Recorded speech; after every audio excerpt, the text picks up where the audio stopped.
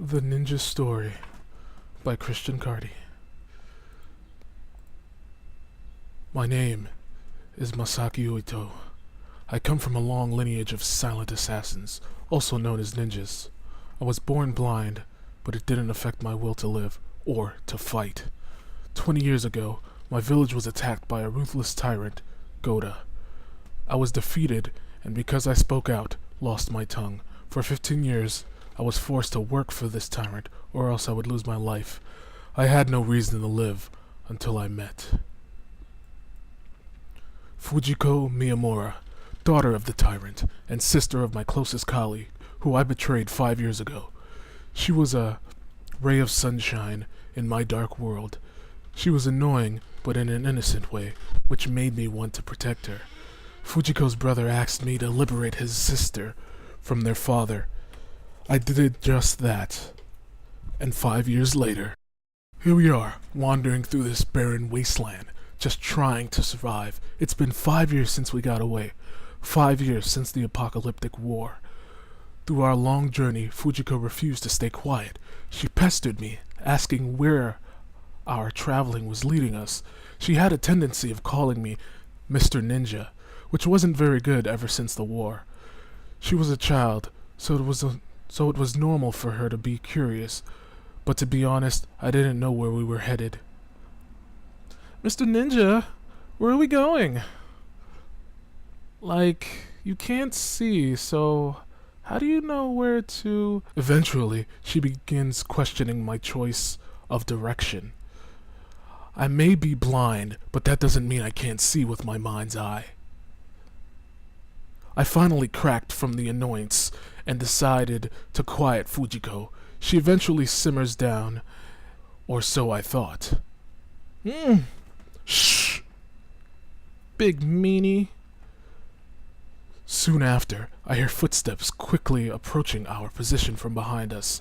I halt Fujiko, and of course she gives me a remark because of it. Well, you are.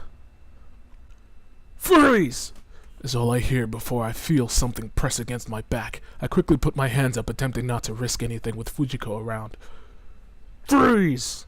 Huh? As I become occupied with the gunman, Fujiko is being checked out by 2 of the 3 goons. Apparently, women are scarce in this wasteland. Her flesh smells so good. Hey! Get off me! Look, boss, a dame. Can we keep her? The 2 men became fixated with Fujiko, while I had the cold steel of a gun pressed to my face. Soon after, one of the men picks up Fujiko and began to carry her off to God knows where.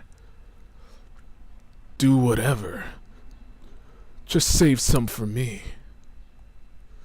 Feisty! Mr. Ninja! Stop wiggling!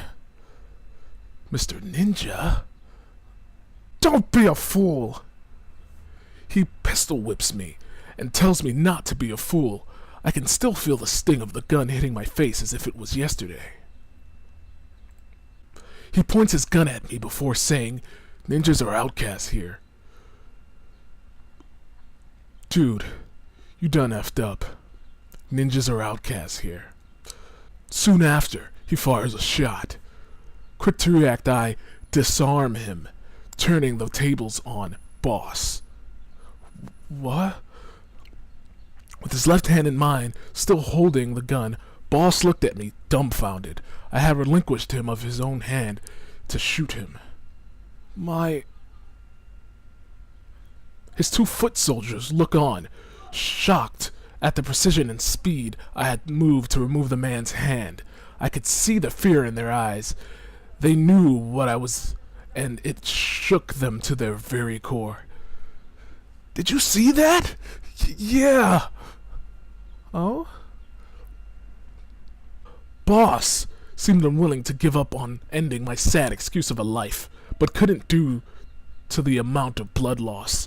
I decided not to do them more harm and return the man's hand as they slinked back to where they came from. Damn it, you'll pay for this! Losers! We'll be back! Easy. Well, hello, Mr. Ninja. Is all I heard before looking over my shoulder to see Hayate. Stupid! Is what went through my head when I heard his voice. Hayate has been tracking me since the events that occurred 5 years ago. He wanted the blade on my back. This blade once belonged to Fujiko's brother before he parted ways and Hayate wanted it. Time to give me that sword. Before I could even comprehend the situation, Hayate has his sword drawn and is swinging it down at me. I quickly react without thinking and draw the blade on my back, blocking his attack. As I begin to draw my second blade, I look up at Hayate, struggling to keep his blade from splitting me in half to see a grin on his face. To be continued.